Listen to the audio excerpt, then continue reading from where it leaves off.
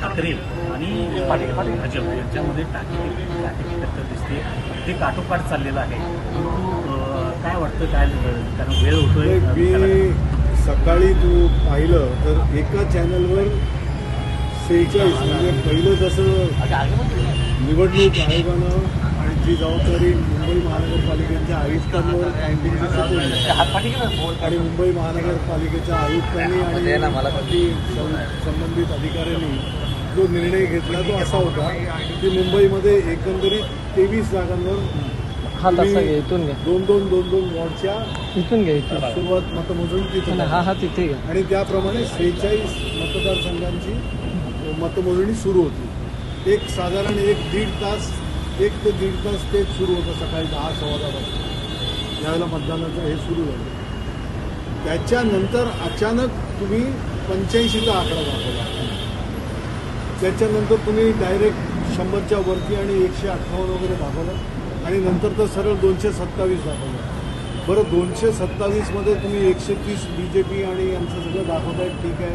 आमचं शिवसेना उद्धव बाळासाहेब ठाकरे आणि मनसे शरद पवार आणि बाकीचे जे काँग्रेस वगैरे तशा रीतीने मला हे कळत नव्हतं की हे जर तुमचा आकडा झालेला आहे एवढा तुम्ही दाखवताय आणि त्याच्यानंतर निकाल यायचे हे मध्येच तुम्ही दुपारी 4-4:30च्या नंतर 4 वाजता वगैरे दाखवलं की अजून 107 जागांचे निकाल येणं बाकी आहे.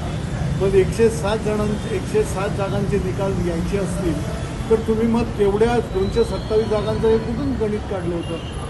तुमचा कल, तुम्ही ट्रेंड जागांवर पुढे आणि दुसरीकडे भाजपचा अर्थात जे जिंकतात त्यांचा जल्लोष होतो, पण जिंकण्याच्या अगोदरच कल बघूनच त्यांनी सेलिब्रेशन आणि मुंबईचा महापौर वगैरे या गोष्टी हे करतात. हे लोकशाहीला लाजिरवाणं दिसतं. तुम्ही जरूर करा. लोकशाहीने तुम्हाला दिलेला निर्णय असेल, लोकांनी दिलेला, मतदारांनी भरभरून दिलेला असेल, जरूर जल्लोष करा. परंतु त्याच्या अगोदरच तुम्ही हे करताय याचा अर्थ तुम्ही ठरवून की एवढ्या जागा या एवढ्या पद्धतीनं देतील, एवढ्या जागा या शिवसेना उद्धव बाळासाहेब ठाकरेंना द्यायचे, एवढ्या जागा या शिवसेना शिंदे गटाला द्यायच्या, एवढ्या भाजपच्या याच्यामध्ये दाखवणार, एवढ्या काँग्रेसला हे करणार, MIMला करणार, इतरांना करणार. या सगळ्या गोष्टी कशा रीतीनं होत आहेत. म्हणजे अल्गोरिदम तुम्ही असं चेक केलेलं आहे की तुम्हाला सगळंच माहीत आहे का. तुम्ही खरोखर ती मतमोजणी खऱ्या अर्थानं होत आहे हे अनाकलनीय, म्हणजे हे खरोखर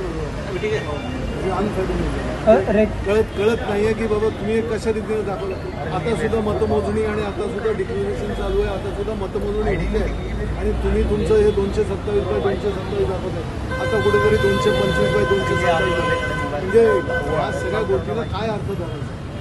मतदार हा नागरिक हा बघणार एक भाग, राजकीय पक्ष बघणारा दुसरा भाग, परंतु ही जी संपूर्ण यंत्रणा याच्यावर जबाबदारी ज्यांच्यावर आहे ती लोक हे अशा प्रकारचा घोळ का करत आहेत हे कळलं मला खरोखर. आणि जर तशा प्रकारचं होत असेल मग लोकशाहीमध्ये या निवडणुका वगैरे लोकशाहीचा कशाला बोलबाला करता, निवडणुकाच कशाला घेतात तुम्ही असंच येतं. मुख्यमंत्री असं म्हणतात की रेकॉर्ड ब्रेक मॅन्डेट मिळालेला आहे आणि बाळासाहेबांचा खरं तर आशीर्वाद हा महायुतीला आहे. तुम्हाला खरोखर रेकॉर्ड ब्रेक मॅन्डेट मिळाला असेल तर खरोखर त्या प्रकारचं करा.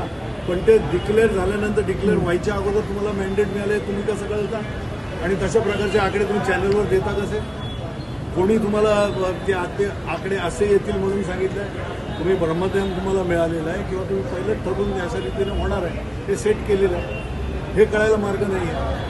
सगळ्यांचे आशीर्वाद, सगळ्यांचे शेवटी जनाधार असतोच, पण ते सगळं झाल्यानंतर करणं एक गोष्ट आणि ते करायच्या अगोदरच तुम्ही 2-3 तास अगोदर हे असं झालेलं आहे हे करणं म्हणजे कळतंय लोकांनाही.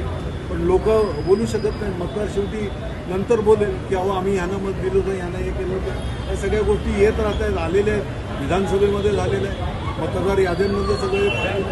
आता त्यावर आम्ही बोललो तर रडगाणं सुरू आहे. पण ठीक है, ये तुमच्या तरी मनाला पट्टा का हा सुधा माध्यमांनी देना। सर हिंदी सर हिंदी में जानना चाहेंगे। जिस तरह से ये सब जनाधार मिला है और यहाँ पे सेलिब्रेशन हो रहा है, जरूर सेलिब्रेशन होना चाहिए जहाँ पे जिनको जनाधार मिले, लेकिन जनाधार पूरा मिलने के पहले जहाँ पे चुनाव के इसमें आप यहाँ पे मतगणना हो रही है, वहाँ पे वोट्स गिने जा रहे हैं और उससे पहले